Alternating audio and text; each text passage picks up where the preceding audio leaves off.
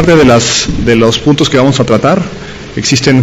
los 4 principales que vamos a ver, los vamos a desglosar, pero obviamente va a haber aspectos generales, pero todos ellos relacionados a los siguientes puntos que en general vamos a ver a continuación, que es identificación no sospechada de un cáncer de vesícula biliar durante un procedimiento quirúrgico como es la colecistectomía laparoscópica o abierta, y qué se recomienda hacer cuando se encuentra un hallazgo transoperatorio en un estadio inicial, como puede ser un T1 o un T2, y finalmente qué hacer en un tratamiento quirúrgico en fase avanzada. Y si nos da tiempo, también como una parte complementaria de esta charla, veremos los datos en cuanto a cáncer in situ y hallazgos en el área de quirúrgica en el Hospital General de México. Gran parte de las recomendaciones que vamos a basar en esta charla se encuentran en un consenso publicado en el año 2009 y 2011 sobre las diferentes sociedades que aquí vemos, como es la Asociación Americana de Cirugía Hepatopancreatobiliar y la Sociedad para la Cirugía del Aparato Digestivo, para ver exactamente qué se puede hacer ante un cuadro vesicular aparentemente benigno, pero que se encuentra como hallazgo transoperatorio o posoperatorio con una neoplasia. De manera general, vamos a ver que los cuadros que potencialmente son programados y intervenidos quirúrgicamente dentro de un servicio de cirugía general, ya sean de urgencias o de manera electiva, corresponden de menos del 1% en algunos casos y algunos países hasta el 3% de todos los tipos de cáncer, y como vamos a ver más adelante también, de cuando las fases a la clasificación que va a existir son generalmente en fases iniciales. Pero lo dramático y lo más grave sucede cuando son fases potencialmente intermedias, un estadio 2, 3 y mucho menos cuando ya es una enfermedad metastásica o estadio 4. Como vemos también que un alto porcentaje que va entre el 65 hasta el 85% de todas las lesiones se pueden encontrar en fases tempranas, ya sea como hallazgo preoperatorio, transoperatorio e incluso posoperatorio. Vamos a ver las características tipo de lesión o este tipo de neoplasias y lesiones que también son predisponentes o premalignas y la evolución en tiempo, cuánto se lleva para que se llegue a desarrollar una enfermedad neoplásica de tipo adenocarcinoma de vesícula. ¿Cuál es la posibilidad como hallazgo preoperatorio en un cuadro de urgencia, un cuadro vesicular agudo que se puede confundir, o durante el procedimiento quirúrgico que puede favorecer una diseminación o un avance en el estadio o en la clasificación del tipo de cáncer? Es que exista ruptura o diseminación del contenido o parte de la lesión como implante peritoneal o a nivel de la cavidad peritoneal. Y obviamente si entre 65 y 85% de los casos se encuentran en fases iniciales, el resto se van a encontrar en fases mucho más avanzadas como es un T3 y un T4. Vamos a ver cuáles son más adelante en la clasificación. Existen varias clasificaciones y recomendaciones generales para un procedimiento quirúrgico. Primero vamos a ver este aspecto general, que es lo más llamativo para cualquier paciente que ustedes puedan tener o puedan referir o que puedan colaborar en la participación de un cuadro vesicular o de una patología benigna o potencialmente benigna. Pues la mayoría de las dificultades por el cual podemos sospechar que puede existir alguna complicación, además de un proceso crónico agudizado o infectado, también pensar en la pequeña posibilidad de que pueda haber un cáncer. Y las estadísticas a nivel mundial y a nivel nacional son dramáticas, porque es uno de los procedimientos, por no decir que igual que los procedimientos de pared abdominal y de hernia, así como los cuadros apendiculares, son los 3 padecimientos o asociados que más se realizan en cualquier hospital general o hospital general de zona, incluyendo algunos servicios de alta especialidad. ¿Y cuáles son los factores transquirúrgicos que potencialmente podemos encontrar como dificultades o como sospecha ante algún tipo de lesión o potencialmente lesión de la vía biliar? Pero finalmente es la identificación de las estructuras del triángulo de Carlos, que vamos a ver más adelante también desde el punto de vista anatómico, como puede ser la vía biliar principal o colédoco, el conducto cístico, la arteria y la formación o el lecho hepático como tal. Así también como dificultad para completar cualquier tipo de procedimiento quirúrgico, ya sea laparoscópico o abierto. De manera general, para que más o menos entremos en el tema como tal, vemos que los cuadros de cáncer como tal asociado a vesícula corresponden el 1 al 2%, depende del país, de toda la población general que es atendida por un centro oncológico o centro general de referencia. Estos generalmente son o asociados a sospecha o cuadros tanto programados como electivos, asociados principalmente a cuadros con litiasis vesicular. El hallazgo de los cuadros vesiculares, como podemos ver, un cuadro incidental, como vemos en el 4º punto, realmente se empezaron a ver de manera hace casi 50 años, y vemos que el seguimiento, que es lo mucho más complejo. ¿Por qué les pongo estos primeros datos? Porque generalmente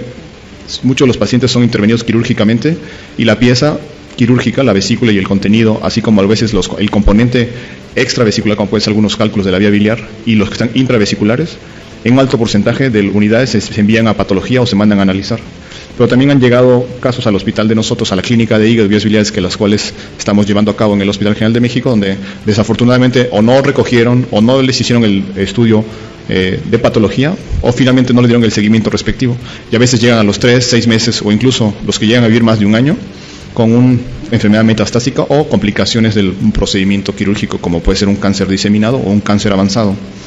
Y desafortunadamente, como van a ver en esta y en otras patologías, como puede ser el cáncer de páncreas y el cáncer de vesícula, es un componente que si no se trata a tiempo, potencialmente es muy rara las personas que puedan sobrevivir más de 5 años, pues obviamente está por debajo del 10 y en las mejores series abajo del 10 o 15%. En México el 5% solo sobrevive sin tratamiento quirúrgico en fases avanzadas. ¿Dónde son los países en Latinoamérica más frecuentemente asociados a este tipo de cáncer? Generalmente son en el sur, como es Chile, Bolivia, y aquí en México. En México es la patología después del cáncer de colon, la patología gastrointestinal más frecuente en cuanto a lesiones, en el número de lesiones por los cuadros que se pueden extirpar o hallazgos en autopsias. Y generalmente van en diferentes tipos de países con una tasa del 1 al 3%, y generalmente en otras regiones del mundo, como vemos aquí, la prevalencia y la frecuencia es variable. ¿Cómo se va a dar este procedimiento? Si ustedes tienen algún paciente con un proceso crónico, con una lesión aparentemente benigna o un pólipo intravesicular, o potencialmente con algún cambio que pueda hallarse en un estudio generalmente por ultrasonido o tomográfico, o incluso por rayos X en algunas vesículas en porcelana, a veces puede haber ya una lesión intraepitelial o con formación de un segmento por una neoplasia maligna. Esta se va a llegar, como pueden ver aquí, después de una neoplasia intraepitelial biliar. Después de entre 4, 5, incluso hasta 10 años puede haber unos cambios a displasia epitelial, y finalmente la fase más grave es un adenocarcinoma bien establecido. De ahí vamos a ver que existen varios tipos, desde el diferenciado hasta el pobremente diferenciado. Y también existen lesiones o pólipos intravesiculares que pueden simular una lesión. Ante la sospecha de una de ellas se deben hacer, vamos a ver más adelante todo el protocolo que se debe tener, pero cuando ustedes revisen o tengan a la mano un paciente con potencial cuadro vesicular, la gran recomendación es que tengan un ultrasonido como estudio inicial, además de los demás estudios complementarios, tanto de sangre como de gabinete, que tenga una suficiente resolución para poder visualizar las paredes y el contenido interno, sobre todo cuando no se sospecha ninguna neoplasia maligna de inicio. ¿Cuáles son los diferentes tipos de lesiones aparentemente benignas y que potencialmente igual que en el colon como en muchas otras regiones del tracto gastrointestinal, se pueden transformar o pueden proporcionarnos una información en cuanto a algún tipo de cáncer? Pues va desde un adenoma, un papiloma, hasta lesiones benignas de músculo liso y finalmente los adenocarcinomas. Esta transformación, pues como hemos visto, puede ser desde una displasia a un carcinoma o de un adenoma a un carcinoma. Esto ya está perfectamente demostrado en cuanto a el establecimiento, y en algunos casos va desde con seguimientos entre 10 a 15 años, pero generalmente cuando se hace el diagnóstico de una lesión, lo mejor es tratarse y hacerse el diagnóstico oportuno. Estos tipos de pólipos, hablando de las lesiones inicialmente benignas, vemos que pueden clasificarse, como ustedes pueden ver, en tubulares, papilares y mixtos, y los mesenquimatosos, especialmente las lesiones derivadas de músculo liso, como pueden ser los leiomiomas, los hemangiomas de sangre, y finalmente los componentes grasos, como puede ser un lipoma intravesicular. Pero también otras lesiones que son asociadas a procesos inflamatorios y a componentes de colesterol también son diagnosticadas, o hallazgos en patología vesicular aguda o crónica agudizadas. Muchas de estas lesiones, como lo son los pólipos, se presentan en un porcentaje considerable, una tercera parte de los cuadros potencialmente pueden transformarse en un tipo de cáncer. Y existen algunos factores asociados, especialmente asociados a litiasis, al tamaño de los litos cuando es arriba de 1 centímetro o 10 milímetros, cuando los pacientes tienen una evolución crónica del padecimiento y la edad arriba de 50 años.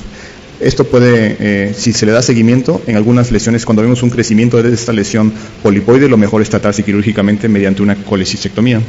Y finalmente, si el número de cálculos o las lesiones por cálculos cuando se hace el diagnóstico, además de la obstrucción de la vía biliar, como ya vieron anteriormente, potencialmente puede ser por el estancamiento y los cambios que existen a nivel molecular, que vamos a ver en próximas diapositivas, potencialmente pueden hacer una lesión inflamatoria, crónica y predisposición a cáncer.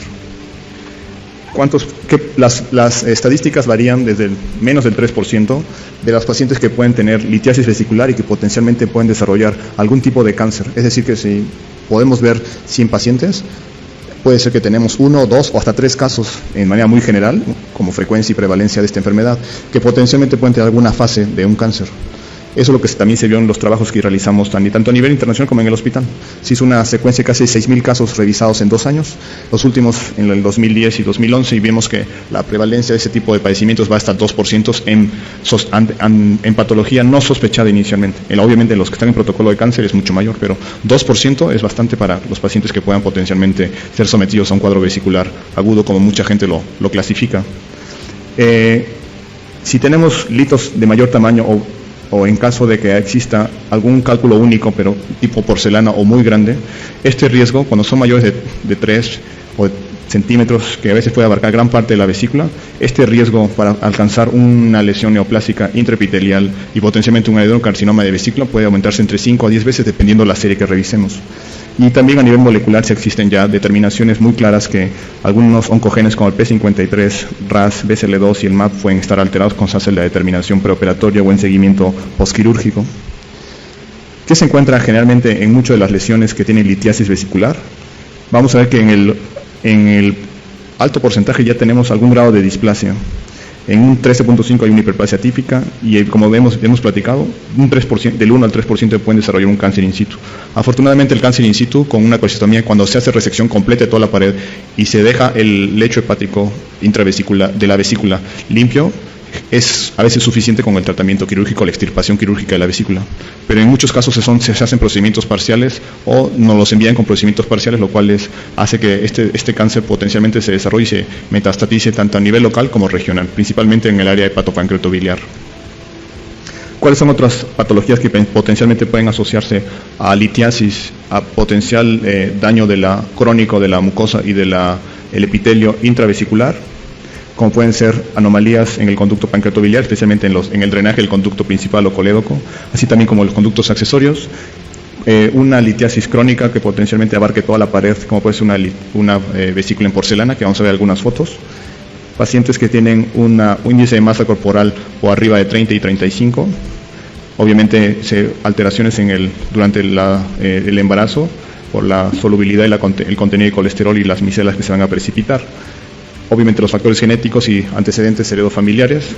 alteraciones también después del estado posmenopáusico relacionado a estrógenos y también alteraciones en la capa muscular de la vesícula. Existe también la correlación en cuanto a los hallazgos de enfermedades crónicas inflamatorias del colon y finalmente el síndrome de Milici, que es una compresión extrínseca de la vía biliar. Existen algunas infecciones crónicas, que desde salmonela o infecciones asociadas a parásitos, un estado de desnutrición, el otro extremo en algunos casos de la pobreza, un nivel socioeconómico bajo en muchos de ellos y en algunos estudios retrospectivos, como este que se hizo alguna correlación con algunos tipos de cáncer que se presenta en el año 94, con algunos trabajadores en algunas industrias, especialmente por inhalatorios. En cuanto a la clasificación o a la progresión de este tipo de lesión, ya se publicó y un grupo en México, tanto en nutrición como en General de México y otros que coinciden a nivel internacional, se ha visto que esta progresión de esta displasia, de este cambio en la mucosa y potencialmente el epitelio completo de la vesícula, potencialmente hace un cambio a un carcinoma in situ y un carcinoma invasivo. Toda esta progresión, cuando se hace el diagnóstico inicial, puede llevar entre 10 a 15 años. ¿Dónde se van a localizar frecuentemente este tipo de lesión cuando visualicemos una tomografía o un ultrasonido? 2/3 partes se localizan en el fondo de la vesícula, el 30% en el cuerpo y muy escasamente en la bolsa de Hartmann o en el cuello, menos del 10%. ¿Cuáles son la mayoría de las lesiones primariamente a nivel de la mucosa y del epitelio vesicular? El 80% son adenocarcinomas y con invasión a estructuras glandulares de toda la superficie. Estas pueden ser cambios tanto en la relación núcleo-citoplasma y ocasionalmente también producen alteraciones en la secreción tanto endócrina de mucina como de células atípicas o columnares. Dentro de los adenocarcinomas, es decir, los tumores ya francamente neoplásicos de esta área quirúrgica como es la vesícula biliar, tenemos 3 tipos, como vemos aquí, que pueden ser los mucinosos o producción de una secreción transparente, como pueden ser en todos los componentes glandulares, de tipo intestinal cuando hay un cambio en el tipo del epitelio, y de células claras, como pueden ser también como las que existen en pulmón. En anillo de sello o células escamosas, o sea que no solamente pueden haber adenocarcinomas, sino también hay carcinoma de células en anillo y células escamosas. Estos 2 tipos, el carcinoma de células en anillo de sello y carcinoma de células escamosas, son, en caso que se haga el diagnóstico y confirmatorio por biología molecular, son mucho más agresivos y el pronóstico es mucho más, lamentablemente debo decir, más pobre en cuanto a la evolución si el diagnóstico no se hace oportunamente. Dentro de las otras clasificaciones en menos del 5% vemos algunas otras tipos de lesiones, como pueden ser los tipos indiferenciados, o incluso hay sarcomas del epitelio, o también pueden haber metástasis como tal de otra lesión, principalmente de la encrucijada hepatopancreatobiliar. Aquí vemos las lesiones, como ustedes, no sé si se puede apreciar aquí con el marcador en rojo, bueno, aquí se ve en rojo, pero ahí se ve como en azul y rojo. Vemos el componente glandular, y aquí los cambios de este tipo de células, y aquí abajo es el tipo intestinal, aquí abajo a la derecha, el tipo intestinal, que van a ver una serie o un grupo de glándulas en todo el epitelio que inicialmente era productor de moco. Aquí vemos una tomografía donde vemos la vesícula como tal, este contorno, y vemos ya un crecimiento a este nivel de una lesión, y además de un engrosamiento de la pared, que es toda esta parte de aquí. Vemos que la vesícula es este contorno que está aquí, y vemos casi 0.5 centímetros de un crecimiento dentro de la pared vesicular, con ya una lesión francamente focal. Vean que tal vez también puede ser, ustedes reciban o manden a hacer algunos estudios de una colangiografía retrógrada endoscópica, o también conocida como CEPRE, o si pueden hacer una colangioresonancia, obviamente sería mucho mejor, pero en algún estudio de vesícula podemos cómo se ve el llenado del conducto biliar principal. Aquí con este marcador se ve el conducto cístico, la vesícula, y se ve un defecto de llenado en la pared. Entonces, no solamente tiene una lesión y un cálculo aquí que ustedes pueden apreciar, sino también tiene ya una lesión intravesicular por una CEPRE de diagnóstico. También se pueden hacer gamagramas hipoperfusorios para poder realizar la captación tipo PET de la concentración de glucosa, y vemos que hay un cambio ya en la pared de la vesícula, donde nos es indicativo o altamente indicativo para una lesión neoplástica. Vean que aquí también otra tomografía, vean el contorno de la... ¿Sí se logra ver con claridad o...? ¿Sí? Bueno, este contorno de esta vesícula que se ve aquí, y vean que la lesión que abarca ya en el parénquima hepático, ustedes pueden ver si el ultrasonido, si este es un estudio tomográfico, pero si ustedes ven un estudio de ultrasonido de no muy buena calidad, lo que van a apreciar es la vesícula prácticamente llena de cálculos, como pueden ver en su interior. Pero si no revisa el ultrasonografista o el experto en rayos X parte de la pared que se aloja en el parénquima, vean que el parénquima hepático ya se encuentra con cambios en cuanto a la densidad. Vean cómo se encuentra la densidad acá a nivel hepático y cómo se ve la densidad a este nivel. Entonces, altamente sugestivo que puede haber una lesión ya infiltrante o invasora localmente de vesícula. Igualmente, pues los estudios más frecuentes, como les comentaba, es el ultrasonido, y van a poder aquí apreciar algunas lesiones que son sugestivas, ¿no? Vean que esto es el contorno de la vesícula como tal, y tiene acá unos cálculos, y finalmente vean la emisión o las sombras sónicas que van a emitir, pero también se ve una lesión que no se mueve, que se encuentra fija en la pared hacia el lecho vesicular. Igualmente se va a localizar a este nivel, y también se encuentran ya lesiones focalmente cuando son metástasis locorregionales. Pero vean que la pared ya se encuentra totalmente engrosada, la vesícula es esta que se encuentra aquí, y aquí se encuentra ya una lesión alrededor de la vesícula o en parte de la pared, que es netamente sugestiva de un cáncer. Entonces muchas veces son operados o son intervenidos quirúrgicamente, y nos llegan a veces como centro de referencia o a nivel privado incluso con este tipo de diagnóstico. De hecho, que es lógico, es obvio verlo desde el estudio inicial, pero se someten a un cuadro vesicular y después tienen que ser tratados o reintervenidos quirúrgicamente para hacer un tratamiento complementario, y en algunos casos desafortunadamente llegan ya en fases avanzadas donde solamente se les puede ofrecer un estudio o un estudio complementario de quimioterapia, pero la cirugía ya no puede ser ni cercanamente curativa. ¿Cuáles son, desde el punto de vista de vías de diseminación, la manera con que este tipo de tumor se hace presente en esta área? Pues existe, como la mayoría de los tumores gastrointestinales, de manera directa por el drenaje venoso, y como sabemos, y recordemos todos en anatomía, que el hígado se puede dividir en 8 segmentos vasculares, y generalmente el lecho vesicular se encuentra en el segmento 4 y parte del segmento 5 hepático, y este drenaje finalmente va a confluir a las venas hepáticas, y después al drenaje por las suprahepáticas, y después a la vía biliar, a la economía general. Llega directamente el drenaje de la cística, y a nivel ganglionar, pues toda la encrucijada hepatopancreatobiliar, con ganglios de la mesentérica y paraórticos, y finalmente transperitoneal, que puede ser tanto por continuidad con el hígado, que es lo más frecuente, por invasión del lecho vesicular. Después el conducto biliar común, que es la unión entre el conducto cístico y el colédoco, y algunos órganos cercanos en fases más avanzadas con invasión a duodeno, páncreas, a nivel de cavidad peritoneal como este tiplón, y cuando se encuentra francamente ya, cuando un tumor de vesícula primario llega al estómago, quiere decir que ya está altamente metastasizado, y pues lamentablemente las oportunidades de sobrevida ya son muy pocas, ¿no? También puede haber infiltración neural en algunos, y algunas veces presentan parte de la invasión neural con fases avanzadas, también es el cuadro doloroso. Puede ser que tenga o no cálculos, pero la invasión neural puede potencialmente desencadenar los cuadros dolorosos vesiculares o simulando cuadros vesiculares. Por lo general, en fases iniciales, a menos que tengas se tenga el paciente un cuadro vesicular por inflamación u obstrucción por pequeños cálculos, el cáncer de vesícula, como muchos en fases iniciales, es prácticamente asintomático, a menos que haya alteraciones en la digestión, y puede asociarse o no a cuadros vesiculares agudos, a padecimientos crónicos, como es un cuadro vesicular crónico, o crónico recidivante y agudizado, como puede ser múltiples cálculos que ya se han hecho el diagnóstico, y bueno, puede ser que se haya internado o tratado médicamente en el consultorio, fue internado para un manejo sintomático de la infección o de una colangitis, o no simplemente tipos de antiespasmódicos y analgésicos, y después remiten los cuadros. Pero el que permanezca con una litiasis intravesicular potencialmente puede dar lesiones, como hemos platicado, como tipo cáncer. El diagnóstico, además de la sospecha que puede haber y el interrogatorio y la exploración física, como toda historia clínica, uno de los estudios no invasivos y de acceso general es el ultrasonido, que como platicamos desde el inicio, de acuerdo a la resolución o a los megahertz a la sonda que tengamos o a la que se tenga disponible en el laboratorio, nos dará una mayor resolución, además de la experiencia del técnico o del radiólogo que haga el estudio. Y las lesiones que sean de forma irregular o tumoraciones subhepáticas son altamente sugestivas de tener ese tipo de lesión, así también como si sospechamos algún tipo de engrosamiento de la pared o alteraciones en la pared, tanto la pared peritoneal como la pared que se encuentra adosada al hígado. Obviamente, si tenemos alguna lesión polipoidea o lesión que cambie en su tamaño y que se le haga un seguimiento en los siguientes meses o incluso en un año, es altamente sugestiva de tener alguna lesión que potencialmente puede ser benigna o maligna, pero desafortunadamente, de manera general, no hay métodos de escrutinio o de diagnóstico para poder llegar a esta determinación. También se pueden hacer algunas modificaciones del ecosonograma con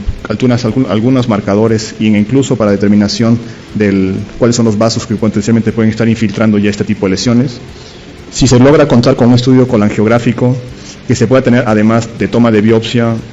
visualización de la vía biliar por medio de contraste, como es una colangio o también llamada una CEPRE transendoscópica, o se cuente ya una tercera fase como un ultrasonido endoscópico transduodenal o a veces a nivel del colédoco, sería mucho mayor precisión. Y por supuesto una colangioresonancia que para una reconstrucción de toda la vía biliar, incluyendo los conductos biliares y la vesícula. La tomografía es otra de las opciones después de hacer un estudio ultrasonográfico, o potencialmente puede mandarse de manera directa ante la sospecha clínica, y nos permite evaluar el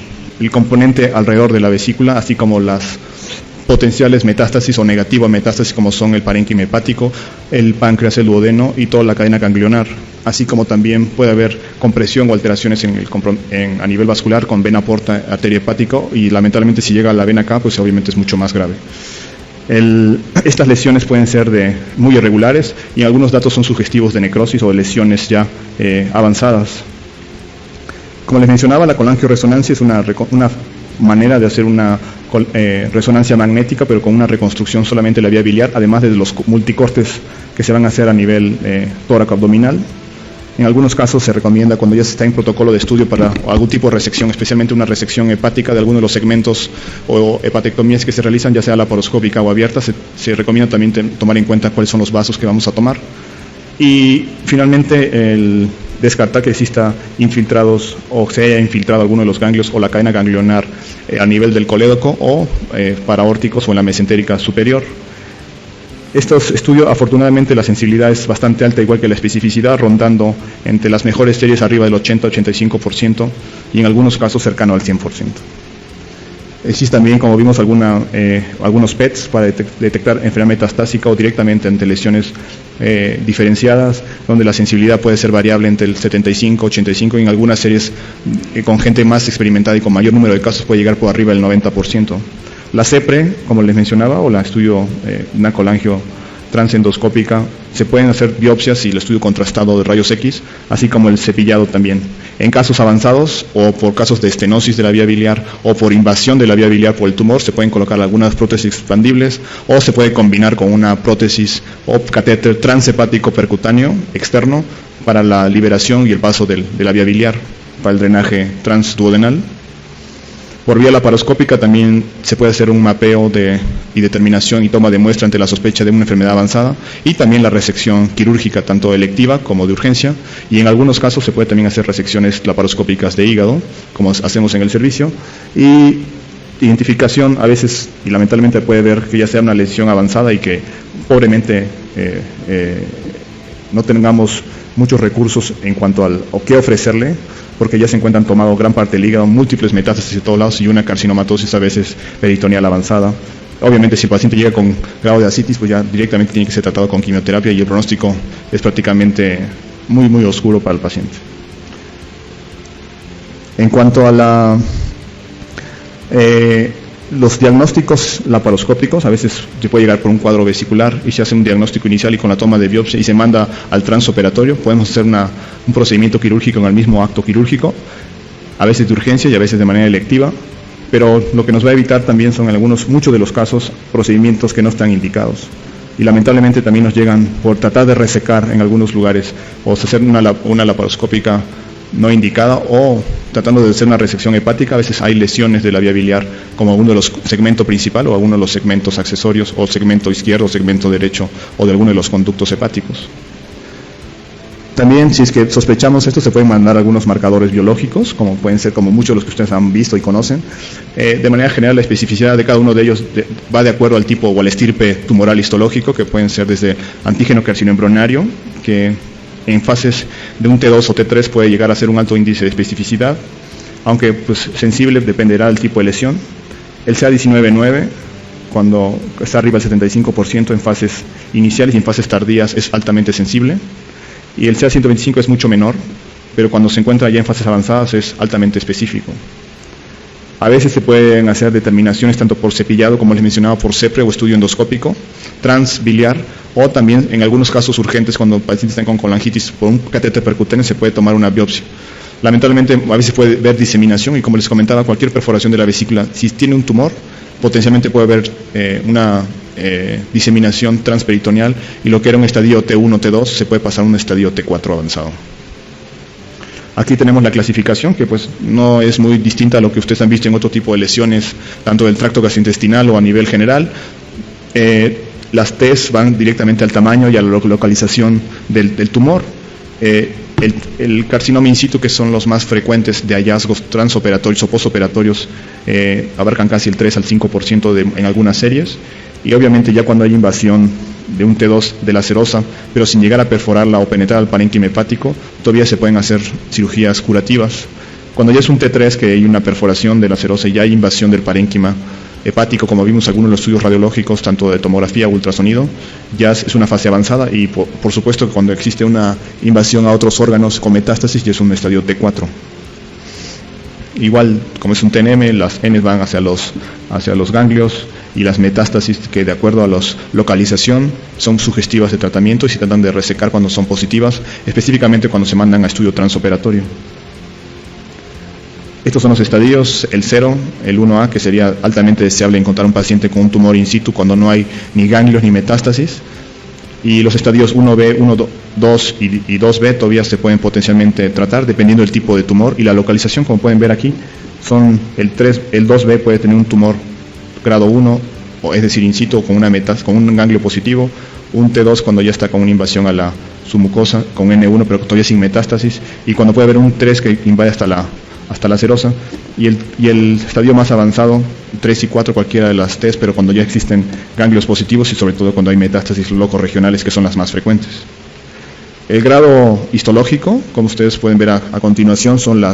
el tipo de diferenciación que existe ese tipo de tumores, para ver el tipo glandular y el componente de los cambios celulares a nivel de núcleo y citoplasma, especialmente en racimos, y va desde los bien diferenciados hasta los indiferenciados. Y esta es una de las, posiblemente de toda la charla, sea una de las diapositivas más importantes que se debe hacer en cada uno de los casos en cuanto a los hallazgos. Y ustedes pueden recordar fácilmente que un estadio, como vemos aquí en casos de un T1, T1A y T1B, con márgenes quirúrgicos negativos, con una buena cirugía, ya sea abierta, pero actualmente ya el alto porcentaje todas son laparoscópicas, podemos resecar ese tipo de lesiones iniciales. Una fase 2 para los tipos de lesiones más avanzadas también conocida como ampliado radical, viene por disección del lecho vesicular de 2 centímetros, es decir, que tenemos que hacer parte de una resección del parénquima hepático, con control vascular, obviamente, y la disección de ligamentos hepatoduodenal. Todo esto se puede hacer por vía laparoscópica y en algunos casos, ya cada vez menos, se decide por la vía abierta. En la fase 3, cuando ya que está invadiendo la parte del parénquima hepático, se requiere, en casos muy específicos, hacer una resección hepática, generalmente una hepatectomía derecha o segmentectomías del 4 o el 5, así también como la disección de los ganglios a nivel de la vena porta y la arteria, todo el tronco celíaco, y en algunos casos llegar hasta los paraórticos. Y después ya obviamente depende del tipo de lesión o invasión, si que está indicado, si que existe invasión a los conductos biliares para hacer una resección biliar ampliada, o si se encuentra alguna infiltración pancreática y lo demás se encuentra limitado hasta intentar hacer un Whipple o una pancreatoduodenectomía. Todo lo anterior, finalmente lo tenemos que sospechar. Y muchos de ellos un caso clásico que usted puede llegar a su unidad, potencialmente pueden ser pólipos vesiculares con hallazgo incidental en imagen en pacientes mayores de 50 años, asociado con litos, potencialmente sintomáticos, pueden haber uno o mayores pólipos, y generalmente debemos darle un seguimiento en caso que los pacientes por algún motivo no se requiere intervenir. Pero si vemos un crecimiento, cambios en el tamaño de esto después de un año, de 12 meses o 2 años, el paciente que se intervenió quirúrgicamente. Generalmente, ¿qué debemos hacer ante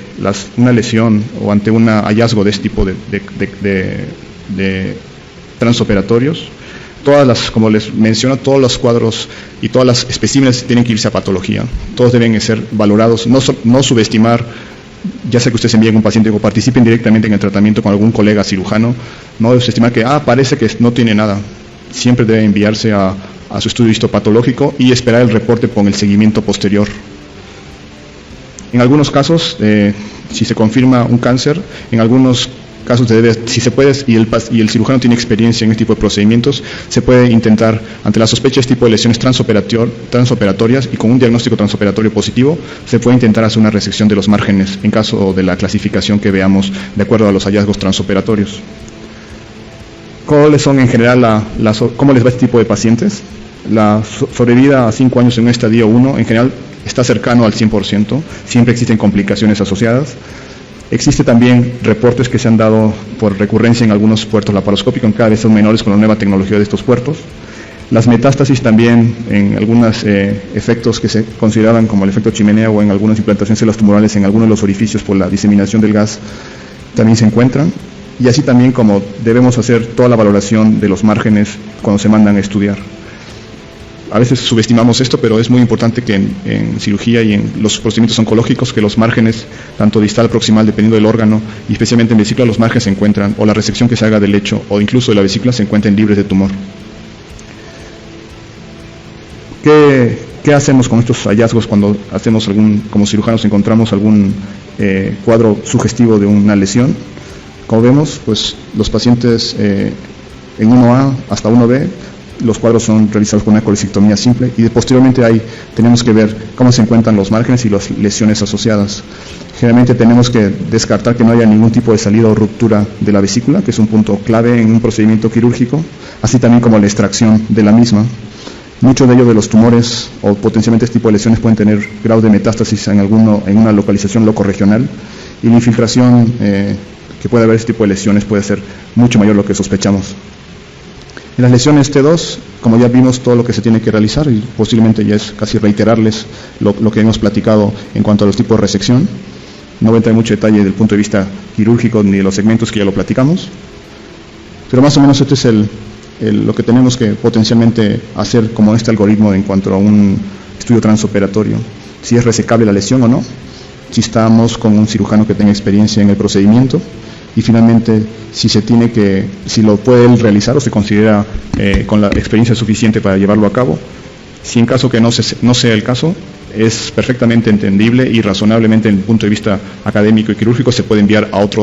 un grupo de una clínica de especialidad o un centro oncológico donde puede ser tratado de manera oportuna. Y oportuna digo que tiene que ser los siguientes días en cuanto al tratamiento. A veces para estadificación y el estudio complementario de patología ante una lesión que no se pueda resecar, se requiere siempre la confirmación, aunque la imagen sea muy sugestiva. Y aquí vemos una combinación de todos los estudios histopatológicos y depende de la clasificación y el seguimiento tomográfico que debemos hacer, desde un T1 con las diferentes posibilidades que tenemos, como ya hemos repetido en 2 ocasiones, tanto 1A como 1B, así como las lesiones que ya invaden parte de la muscular lacerosa o en fases avanzadas como un T4, y cuando existen metástasis, finalmente se va a requerir también el tratamiento complementario, generalmente por quimioterapia. Lamentablemente en las fases avanzadas, en T3, dependiendo de las series y cómo sean tratados y qué tan oportunamente se ha tratado, la sobrevida a 5 años es bastante escasa, y vean que el margen, dependiendo de la serie, varía entre un 15 hasta